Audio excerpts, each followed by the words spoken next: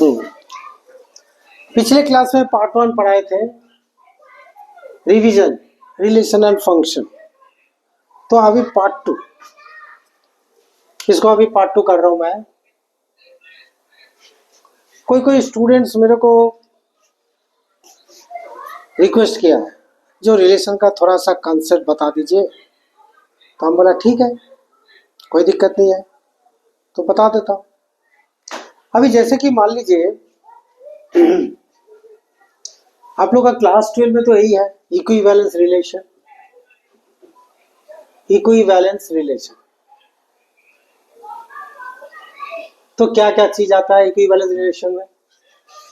सबसे पहला बात कह रहा, सपोज रिफ्लेक्सिव। तो रिफ्लेक्सिव का कंडीशन क्या होता है? A, A belongs to R. So here R is not real number. R is a relation. R is a relation from something to something. Suppose N to N, R to R. Okay.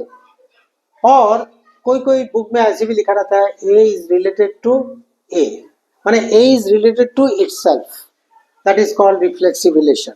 Suppose कोई एक set है, मान लीजिए यहाँ हम set लिख रहा हूँ 1 2 3, हाँ, और and R is a relation from A to A.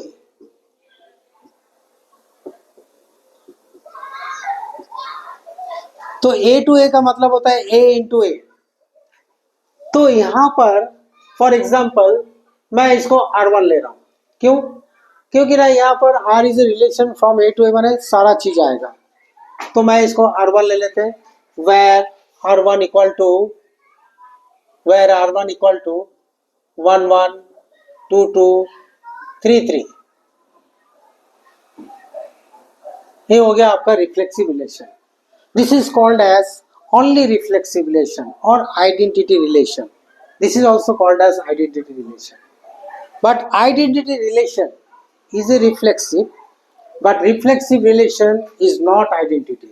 This is also called as identity relation as well as reflexive relation. पर इसको हम लोग identity relation भी बोल सकते हैं।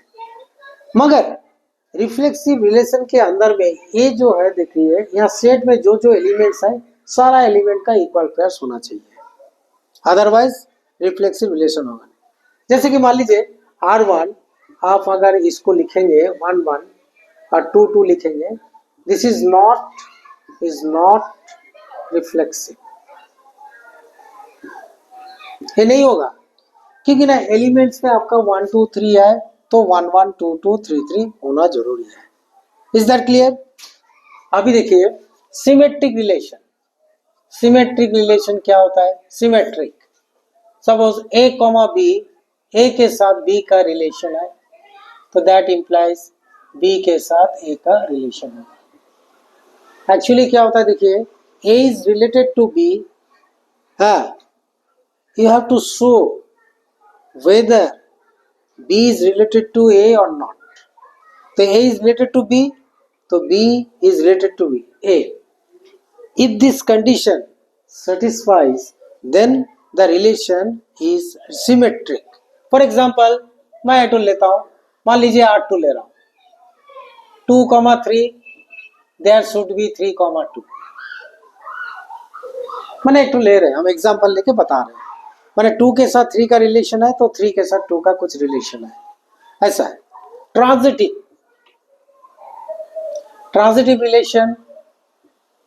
रिलेशन क्या होता है?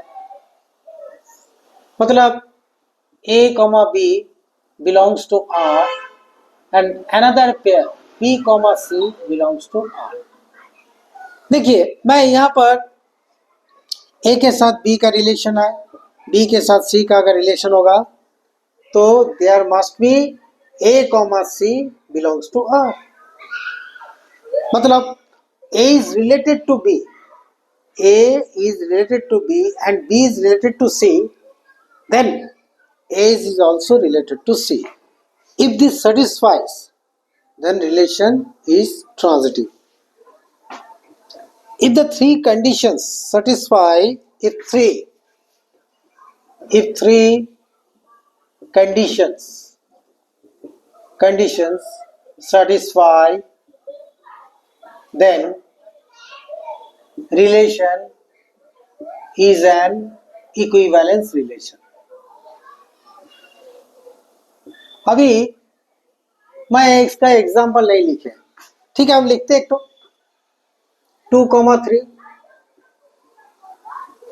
3,1 तो 2,1 होना चाहिए। हम जितना जितना एग्जाम्पल लिखे ये सब ओनली वाला है, मतलब a only reflexive is only reflexive, ये है ओनली सिमेट्रिक और ये वाला है ओनली ट्रांजिटिव। अगर इसको हम पूरा मिला देंगे ना, एक अगर सेट में लिखेंगे जिसमें रिफ्लेक्सिव सिमेट्रिक ट्रांजिटिव तीनों चीज होगा, उस रिलेशन को बोलते हैं इक्विवेलेंस रिलेशन। कुछ स्टूडेंट लोग मेरे को बोला है थोड़ा बहुत एक तो इसको ये करने के लिए, ठीक है। अभी और एक चीज बताना चाहता हूँ, इसको मैं हटा दे रहा हूँ।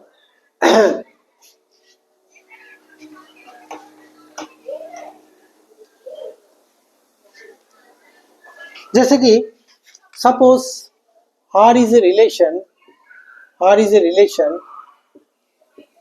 from A to A। भाई मान लीजिए A सेट का एलिमेंट्स है A1, A2, A3 dot dot dot dot AN। So its cardinality of A is n. So cardinality means number of elements present in the A set, that is called cardinality। तो इसका n number of elements है, बोलेगा कि number of reflexive relation कितना आएगा, number of reflexive relations. अभी देखिए number of reflexive relation होगा 2 to the power n into n minus 1। This is the formula. देखिए नंबर ऑफ रिलेशंस कितना होता है, number of relations 2 to the power mn। बहुत सारा स्टूडेंट लिखता है क्या ना, m into n लिख देता है, वो m into n होता है नंबर ऑफ ऑर्डर पेयर्स,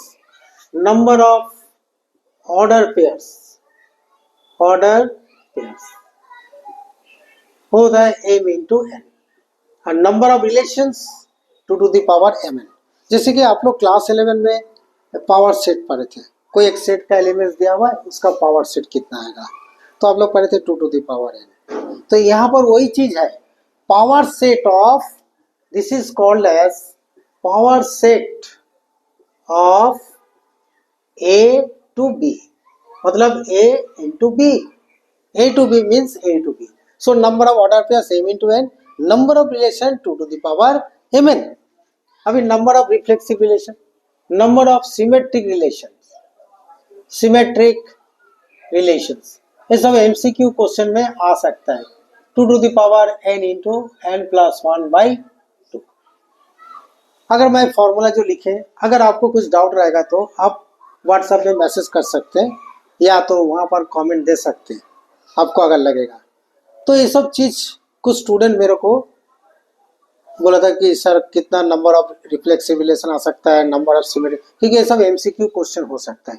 जैसे कि फॉर एग्जांपल ए सेट में दिया हुआ है 1 2 3 4, बोला how many symmetric relation can be obtain from A to A।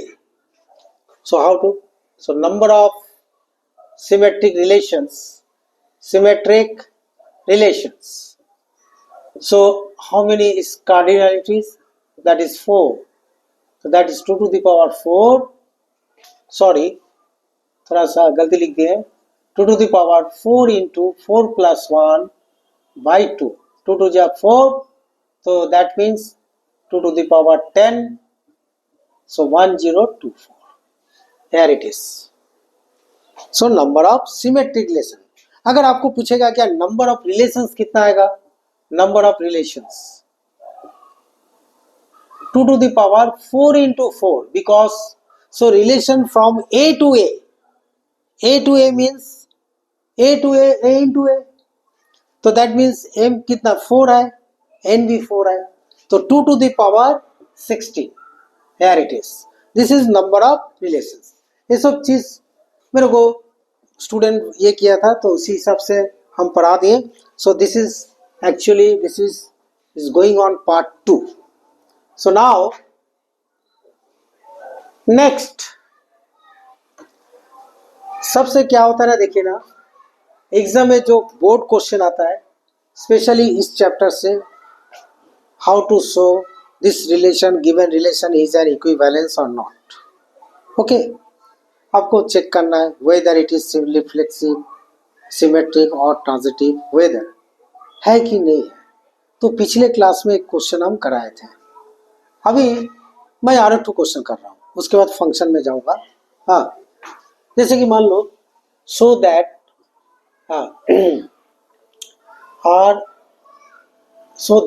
R is a relation from n to n and R equal to x comma y such that x minus y is divisible by 5. X minus y is divisible by 5 where x comma y each belongs to natural number. So ST stands for so that. In short form I am writing it is an equivalence. तो मैं कैसे show करेंगे, देखिए. Also find, कोई question में है also find, कुछ भी लिख सकते हैं. Find equivalence class of 3. मैं एक तो लिख दिया, लेकिन अब बोर्ड में इस टाइप का क्वेश्चन कभी 5 मार्क्स में आता है. और कोई क्वेश्चन इस साल तो सीबीएसई का सैंपल पेपर आप लोग देखिएगा, हाँ, उसमें निकला है क्या ना, रिलेशन फंक्शन मिला के केस स्टडी में क्वेश्चन है. तो आप लोग थोड़ा करिएगा केस स्टडी क्वेश्चंस. आजकल सैंपल पेपर तो मार्केट में निकल गया है, तो आप लोग थोड़ा फॉलो कीजिएगा. तो मैं इस क्वेश्चन को कैसे करेंगे, एक्चुअली क्या होता है ना, देखिए बहुत सारा स्टूडेंट ना ठीक से एक्सप्लेन नहीं कर पाता है. हम देखें मैक्सिमम स्टूडेंट या तो उसका इंग्लिश का नॉलेज बहुत वीक है, कुछ भी हो, मैंने या तो प्रैक्टिस नहीं करता है, मैंने कंसंट्रेशन माइंड नहीं रखता है मैथ्स में. बात यही है, मैथ्स लेके साइंस लेके पढ़ने जाता है बट मैथ्स को भी प्रैक्टिस नहीं करता, ठीक से नहीं करता. सो परफेक्ट प्रैक्टिस चाहिए. ऐसा नहीं है अनारी प्रैक्टिस करके कोई फायदा नहीं है. तो देखिए बिट 1 कैसे प्रूव करेंगे, देखिए फॉर रिफ्लेक्सिव. तो रिफ्लेक्सिव में क्या होता है, अभी हम बताएं, जो a number is related to itself, if satisfies then the relation is reflexive. Suppose here let y equal to x, if we take, so therefore x minus x is 0 is divisible by 5. So that indicates x comma x belongs to R, so it is reflexive. और जो हम पढ़ा रहे सिर्फ CBSE board का नहीं है, सारे बोर्ड का है. आजकल स्टेट बोर्ड में भी एक चैप्टर घुस गया है. हाँ, आप वेस्ट बंगाल में देखिए, उड़ीसा में देखिए, अभी रिलेशन फंक्शन है. आईसीएसई बोर्ड में, आईएससी बोर्ड में भी है, बट आईसीएसई बोर्ड में और थोड़ा एक्स्ट्रा है. रिलेशन में सेम ही है सीबीएसई की तरह, बट फंक्शन में एक्स्ट्रा और भी है, वो भी हम पढ़ा देंगे क्योंकि दूसरे बोर्ड में है. देखिए आपका रिफ्लेक्सिव प्रूव हो गया. आप यहाँ पर x के जगह पे y भी लिख सकते हैं, मैंने y माइनस y वो भी लिख सकते हैं. मतलब आपको दिखाना है क्या, जो इसका जो वैल्यू आ रहा है तो 0 ही आएगा. 0 is divisible by 5. So now bit 2 for symmetric relation क्या कीजिएगा, मतलब x, y अगर बिलोंग्स टू R लेंगे तो इसका मतलब x minus y is divisible by, as per the question, according to question it is given. तो सिमेट्रिक रिलेशन तो आपको बताएं, उसका रिवर्स भी प्रूव करना है. मतलब x y के साथ रिलेशन है तो हम लोग को दिखाना है y के साथ x का रिलेशन, मतलब y पहले, अभी क्या है x पहले y बाद में। अभी इसको प्रूव करके दिखाना है जो y पहले भी आ सकता है उसके साथ x का रिलेशन। देखिए कैसे करते हैं, very simple, x minus y equal to 5k। उसके बाद आप क्या कीजिएगा, y minus x equal to 5 of minus k. आपका नेगेटिव रिजल्ट है ना, वो देखने का जरूरत नहीं है, हमको देखना है क्या ना डिविजिबल बाई 5 का कंडीशन में आ रहा है कि नहीं आ रहा है। तो आप लोग क्या लिखेंगे, y minus x is divisible by, ये वाला ना क्वेश्चन को ना जेड टू जेड लिखते हैं, बेटर रहेगा, एंड टू एंड लिखने से फिर प्रॉब्लम हो जाएगा, जेड टू जेड ठीक रहेगा, जेड टू जेड, थोड़ा सा हम करेक्शन कर लिए, z to z is divisible by 5। So y comma x belongs to R, so it is symmetric। शुरुआत तो कैसे, माने प्रेजेंटेशन तो देखिए हम कैसे कर रहे हैं, ऐसे ही करके आपको जाना है। कोई भी क्वेश्चन का सॉल्व कीजिएगा तो ऐसे करके करना है, तब जाके आपको मार्क्स मिलेगा। Next bit 3 for transitive. Transitive में क्या करेंगे, ट्रांजिटिव में आप जानते हैं जो इसमें एक लिंक बनाना पड़ता है, मतलब यहाँ पर x, y belongs to R, it is given already, so x minus y is divisible by 5, so let us assume the quotient value of x minus y by 5 equal to k1, so that means x minus y equal to 5k1, is that clear? This is equation number 1। अभी transitive का मतलब क्या होता है, suppose a less than b and b less than c, तो naturally a less than c होगा। अभी जैसे कि मान लीजिए 2 less than 3 and 3 less than 4, तो मैं तो बोल सकता हूँ 2 लेस देन 4, आप भी बोल सकते हैं, तो ट्रांजिटिविटी इसको बोलते हैं। तो यहाँ पर वही चीज है, तो मैं एक लिंक ले रहा हूँ, late m belongs to z, so that y comma m belongs to R, so y minus m equal to 5k2, माने y minus m is also divisible by 5, it is assumed। so now this is equation number 2। हमको क्या दिखाना है बताइए, तो हमको दिखाना है x comma m belongs to R दिखाना है, माने x minus m is also divisible by 5। अगर हो गया तो मेरा प्रूफ हो जाएगा। देखिए subtracting 1 minus 2, equation 1 and equation 2 are subtracted, so that is क्या आएगा, देखिए x minus y plus y minus m equal to 5 taking common k1 plus k2, so y cancel, so x minus m is equal to 5k, where k equal to k1 plus k2, so that is x minus m is divisible by 5, so x comma m belongs to R, so it is transitive। So relation is an, hence relation R is an equivalence relation, equivalence relation। ऐसे ही करके आपको करना है, आप लोग थोड़ा देख लीजिए।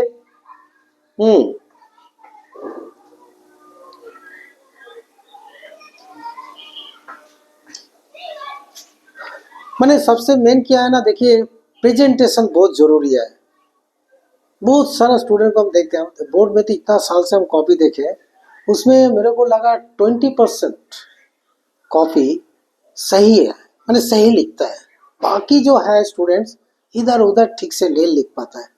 भले वो लोग इस टाइप से पास हो जाता है, किसी को 30 मिलता है 80 में, 26 27 ऐसे, तो जो लोग का हम देखे 60 अबव 60 जो लोग को मिलता है ना, वो लोग एकदम परफेक्ट वे में लिखता है। हम देखे मैंने एक प्रेजेंटेशन जो होता है ना सही होता है। हाँ कई कई जगह में इंटीग्रेशन में हो तो गड़बड़ करते तो उसके लिए मार्क्स कट जाता है, जो भी हो तो ऐसा करके आपको लिखाना है। अभी देखिए यहाँ क्या बोला, देखिए इस टाइप का तो क्वेश्चन हम लास्ट क्लास में, प्रीवियस क्लास में, पार्ट 1 में पढ़ाए थे, इक्विवेलेंस क्लास वो कैसे बनाते हैं। अभी ये वाला क्यों लिख रहे हैं हम, इसीलिए लिख रहा हूँ, या तो एक क्वेश्चन कोई एमसीक्यू क्वेश्चन में आ सकता है, हाँ तो बता देगा आपको जो a divisible by 5 is an equivalence relation, so equivalence class of 3, वहां पर है तो 4 एमसीक्यू क्वेश्चन रहेगा, एमसीक्यू आंसर, उसमें से आपको बताना है। तो निकलना है कैसे, देखिए, तो मैं इसको हटा दे रहे हैं क्योंकि ये हो चुका है, आप लोग को समझ में आ गया। तो मैं बता रहा हूं इक्विवेलेंस क्लास। देखिए इक्विवेलेंस क्लास कैसे हम लोग बताएंगे, देखिए वेरी सिंपल, मतलब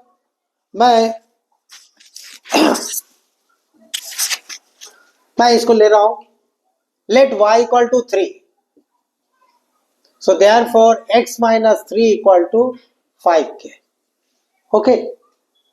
मैंने 3 रिलेटेड नंबर्स निकालेंगे ताकि 3 के साथ जब माइनस करेंगे, सब्ट्रैक्ट करेंगे, वो डिविजिबल बाई 5 हो रहा है कि नहीं हो रहा है, निकालते हैं। चलिए 5k प्लस 3, अभी क्या देखिए रिलेशन z टू z बोला है, तो k का वैल्यू हम निकालते हैं।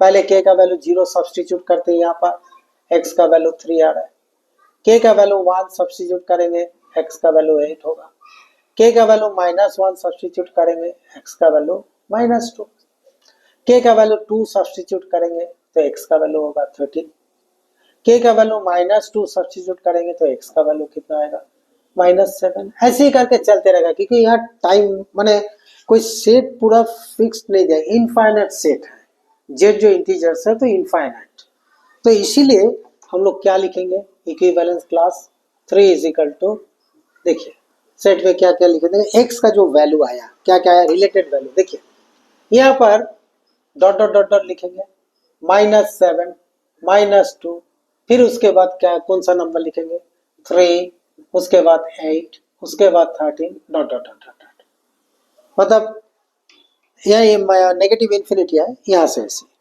अभी आप बोलेंगे जे ये है इक्विवेलेंस क्लास, इसीलिए अभी 3 के साथ मान लीजिए इसका लीजिए, इसका डिफरेंस निकालिए, 3 माइनस ऑफ -7 10 आ जा रहा है, 3 प्लस 7 10, 10 इज डिविजिबल बाय 5, या तो -7 -3 लीजिए, -10 is also divisible by 5।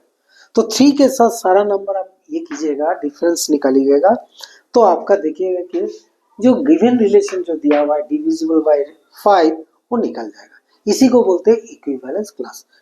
It's a very very important actually, ठीक है ना। लास्ट 5 इयर्स का 6 इयर्स का सीबीएसई का क्वेश्चन आप देखिएंगे तो इस टाइप का क्वेश्चन है। ऐसे भी आप लोग तो बुक फॉलो करते हैं, अभी तो आप लोग शुरू से करेंगे, तो ऐसी बहुत सारा क्वेश्चन है, तो उतना सारा क्वेश्चन करना तो संभव नहीं है, मगर आप अगर क्वेश्चन भेज सकते हैं, हाँ, तो मैं आपको सॉल्व करके उसका हम भेजेंगे वीडियो, हाँ। तो यही है ये रिलेशन का। अभी हम जा रहे हैं फंक्शन में। फंक्शन में बहुत सारा स्टूडेंट मेरे को बोला सर थोड़ा फंक्शन भी थोड़ा सा ये कर दीजिए, हाँ। तो हम देखते हैं फंक्शन में। अभी देखिए फंक्शन में सीबीएसई बोर्ड में बहुत सारा चीज काट दिया है, but other boards ICSE board में फंक्शन में पूरा डिटो है, तो ठीक है। तो फंक्शन सबसे पहला बात क्या देखिए, फंक्शन में if such that A to B, पहले इस कंसेप्ट को क्लियर कीजिए। ए को क्या बोलते हैं, what is A and what is B. So A stands for domain and B stands for codomain. ये फंक्शन का मेन चीज होता है। A stands for domain if such that A to B, तो here function such that a to b, a is domain, b is codomain, a to b. Suppose if it is b to a, then b is domain, a is treated as codomain. माने first domain बोलते हैं, इसको codomain. बहुत सारा student इसको range बोल देता है, नहीं रेंज नहीं है, कोडोमेन है, कोडोमेन। डोमेन का हिंदी में बोलते हैं परिसर, क्या बोलेंगे जो भी हो, कोडोमेन। अभी देखिए number of functions, suppose n of a equal to m, n of b equal to n, so number of functions number of functions n to the power m, माने co-domain to the power domain. मतलब for example suppose a equal to 1 2 3 and b equal to 4 5 6 7. Function a to b, so number of functions, तो क्या लिखेंगे? b का सारा element कितना है? b का elements, number of cardinality of b कितना है? 4. कार्डिनलिटी ऑफ a कितना है? 3. So that is 4 to the power 3. That is equal to 64. 64 to function निकलेगा from a to b. अगर एक क्वेश्चन b to a होता तो 3 to the power 4 होता. इसके बाद 1 फंक्शन किसको बोलते हैं? 1 फंक्शन. 1 फंक्शन सबसे पहला बात है ना, इसको एक तो मैपिंग करके बताते हैं, आप लोग को समझ में आएगा. a to b मतलब यही वाला ले रहा हूं मैं, a 1 2 3 4 5 6 7.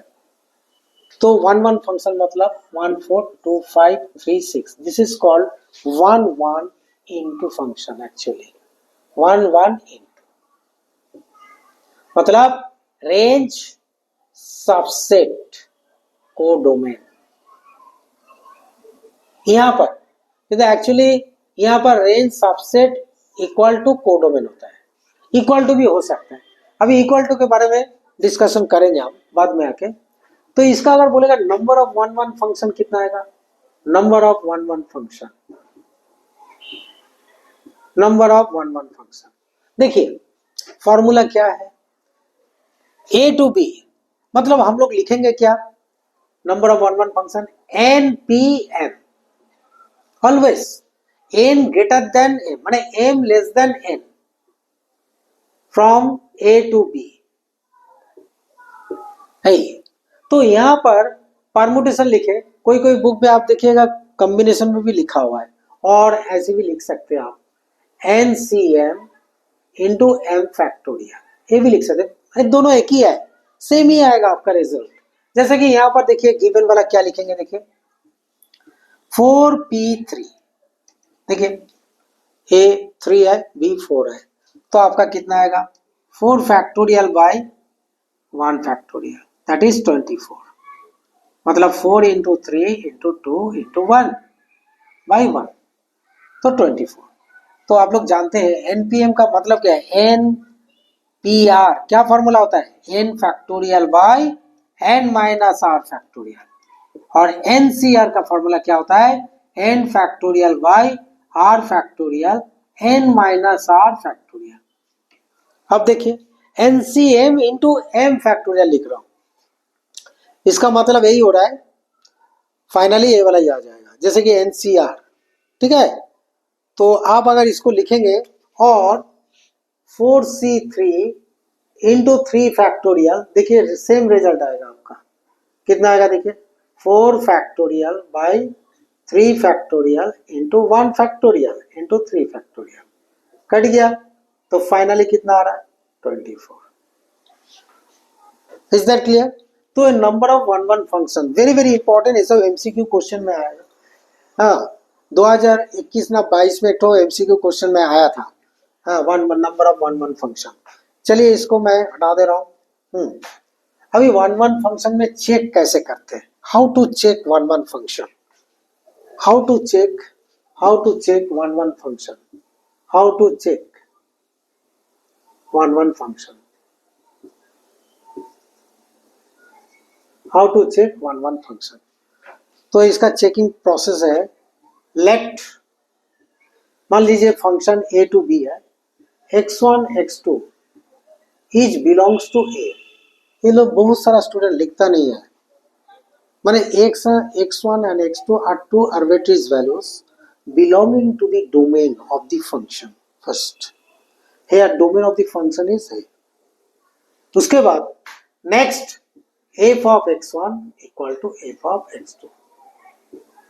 there must be x1 equal to x2 if satisfies, or f of x1 is not equal to f of x2, so x1 is not equal to x2.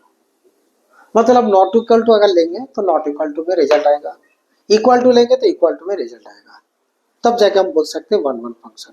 तो बहुत सारा केस में तो इक्वल नहीं आता है ना, तो एक क्वेश्चन करके हम बताएंगे, शायद आज का वीडियो में होगा कि नहीं, तो आज का हम पूरा कंसेप्ट बताते हैं, नेक्स्ट क्लास में बताएंगे हम। और भी तो ऑन टू फंक्शन का बता देते हैं अभी।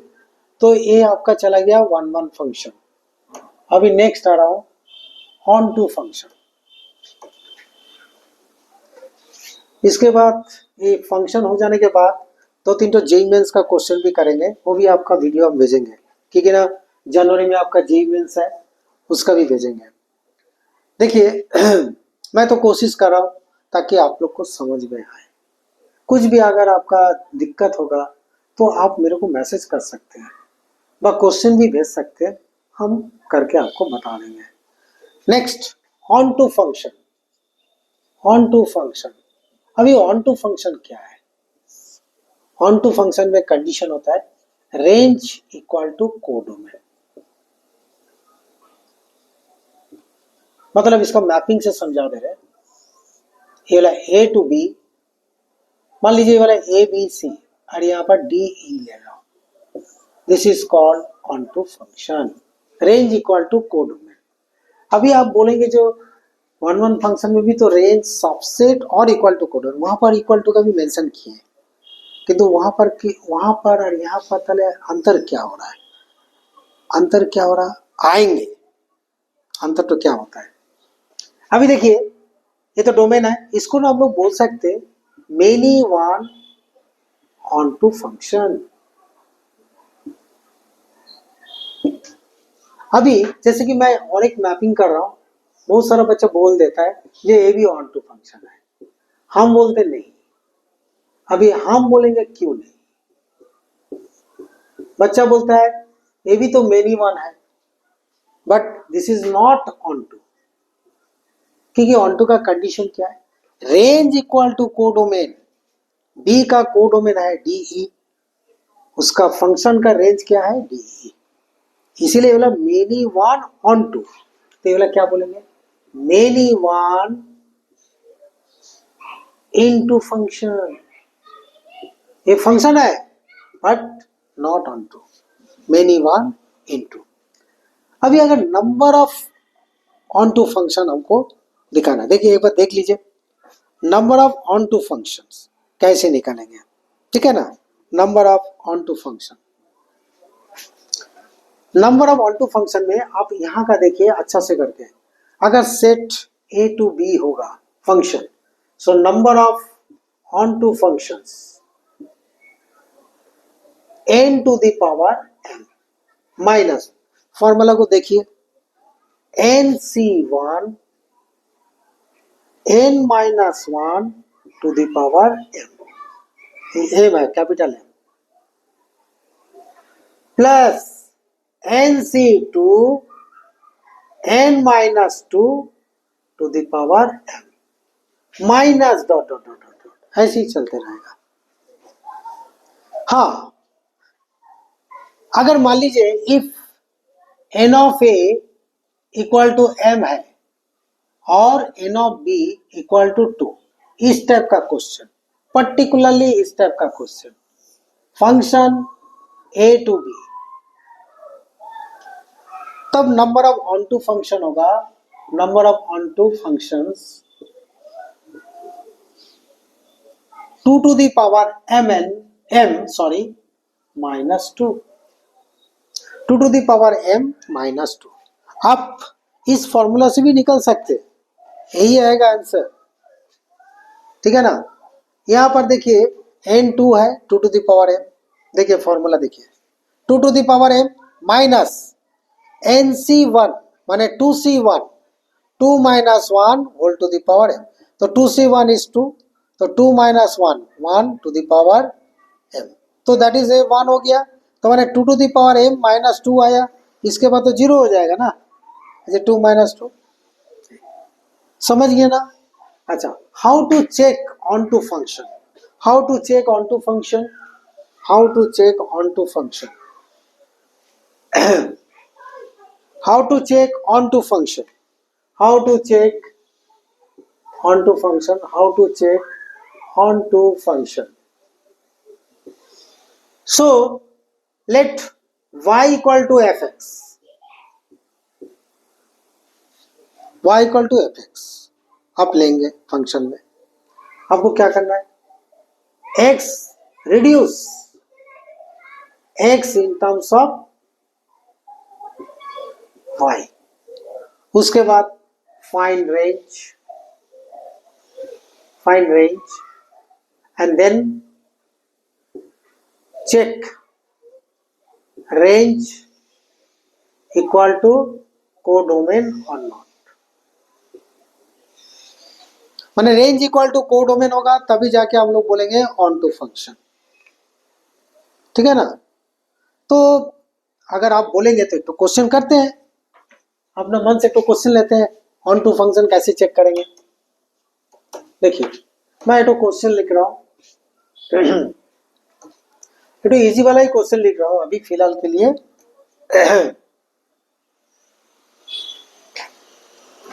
मान लीजिए तो क्वेश्चन है if such that r plus to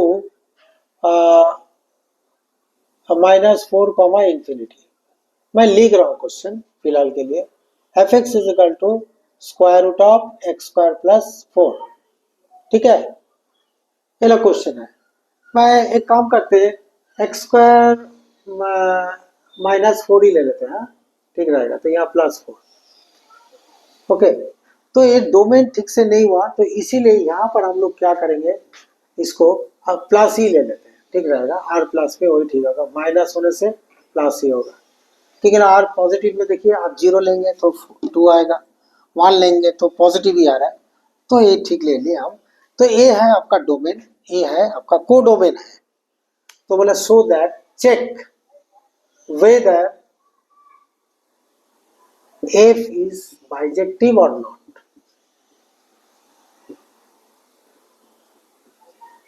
ठीक है। इस टाइप का क्वेश्चन भी इंपॉर्टेंट है, वोट कर लिए। अगर केस स्टडी में क्वेश्चन देगा तो थोड़ा सा केस स्टडी का क्वेश्चन ना इजी रहता है, हिस्ट्री ज्यादा रहता है, आपको पढ़ना पड़ेगा, थोड़ा समझना पड़ेगा, किंतु उसके अंदर में जो डाटा रहता है ना वो इजी रहता है। किंतु अगर ये 5 मार्क्स में जब क्वेश्चन डालेगा तब जाके क्वेश्चन थोड़ा सा स्टैंडर्ड हो जाता है। तो इसको कैसे चेक करेंगे, check whether F is bijective और नॉट। तो बाइजेक्टिव का मतलब क्या होता है, बाइजेक्टिव का मतलब function 1 1 and onto both है कि नहीं, वो देखना है। Whether the function is 1 1 and onto both, माने whether the function have 1 1 and onto both. चलो चेक करते हैं। फॉर 1 1 तो क्या लिखेंगे, let x1 x2 belongs to r positive, माने positive real number, okay, greater than equal to 0 यहां पर लिया जाएगा। So f of x1, right f of x1 equal to f of x2। उसके बाद हम लोग क्या लिखेंगे, इसमें डालते हैं square root of x1 square plus 4 square root of x2 square plus 4, squaring on both sides, so x1 square plus 4 equal to x2 square plus 4, so 4 4 cancel, x1 square equal to x2, so that is x1 equal to plus minus x2, but x1 x2 greater than equal to 0, so therefore x1 equal to x2, it is acceptable, and x1 is not equal to minus x2, इसको हम लोग नहीं लेंगे as पर the condition, माने domain is positive, so therefore f is 1 1। Next for onto, ऐसे करके आपको बोर्ड में लिखना है, कोई भी बोर्ड, सो सीबीएसई हो, आईसी बोर्ड हो, स्टेट बोर्ड हो, आपका प्रेजेंटेशन सही होना चाहिए। ये जो पूरा let y equal to square root of x square plus 4, so y square equal to x square plus 4। हम क्या बोले थे जो ऑन टू फंक्शन प्रूव करने के लिए, reduce x in terms of y, तो y square minus 4 equal to x square. तो x is equal to square root of y square minus, यहाँ ना हम प्लस लिखेंगे। क्यों प्लस लिखेंगे, यहाँ प्लस माइनस नहीं लिखेंगे, बिकॉज डोमेन पॉजिटिव है, इसलिए x तो डोमेन होता है ना और y रेंज होता है। तो अभी इसको करते हैं, y square minus 4 is greater than equal to 0। तो इसका नंबर लाइन माने y minus 2 into y plus 2। तो फाइनली क्या निकलेगा, देखिए नंबर लाइन बनाइए, -2 से 2, इधर पॉजिटिव इधर नेगेटिव इधर पॉजिटिव, वही वीक ऑफ मेथड। किंतु एक्चुअली क्या देखिए, मैं यहाँ पर जो भी वैल्यू डालेंगे फंक्शनल वैल्यू पॉजिटिव होना चाहिए। तो ठीक है, तो पॉजिटिव होने के लिए हम लोग क्या लिखेंगे, कौन सा वैल्यू लिखेंगे, ए वाला पार्ट लिखेंगे। क्यों, यहाँ लिख देंगे since F x is greater then 0 condition is given, so therefore यहाँ पर रेंज क्या होगा 2, इंफिनिटी। ठीक है, तो 2, इंफिनिटी से that is not equal to codomain. Codomain क्या दिया हुआ है, कोडोमेन कितना दिया हुआ है -4, इंफिनिटी। तो इसीलिए f is not onto function. हम बोले थे ना check whether f is bijective और not, so therefore f is not bijective. यहां पर अगर यहां पर r रहता है तब ये 1 नहीं होता है। ठीक है, तो आपको ऐसा करके निकालना है। अगर आपको इसमें कुछ सजेशन नहीं, अगर आपका डाउट रहेगा जो पढ़ाए हैं उसमें अगर आपका डाउट रहेगा तो आप पूछ सकते हैं या तो मैसेज भेज सकते हैं। तो ये फंक्शन अभी चलेगा और एक तो पार्ट पढ़ाएंगे हम फंक्शन का, थर्ड पार्ट उसमें। बट यहाँ पर ओनली रेंज ए वाला ही होगा, नेगेटिव वाला नहीं होगा।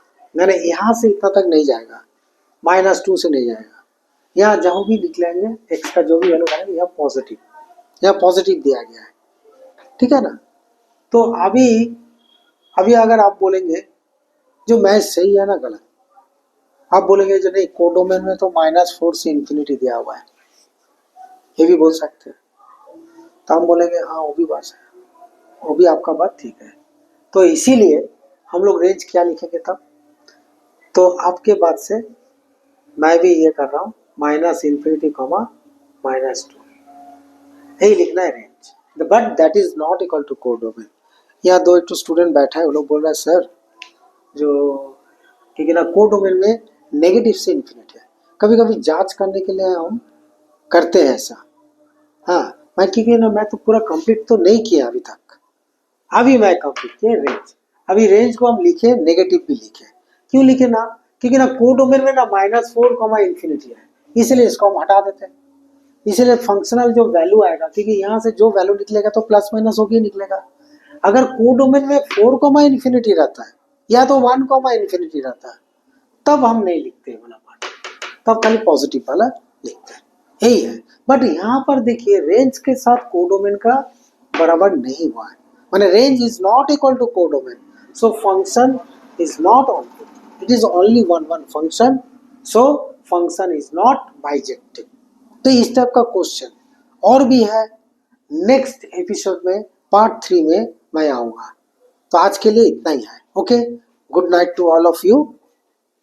अच्छा रहे, खुश रहे। बोर्ड के लिए तो प्रिपरेशन चल रहा है, कीजिए। कुछ भी सजेशन होगा मेरा वीडियो को लाइक कीजिए, सब्सक्राइब कीजिए जितना, एवं आपके दोस्त के जितना है उन लोग को भी शेयर कीजिए, share to all your friends. So please subscribe and like. Okay, that's all. Good night to all of you. Okay.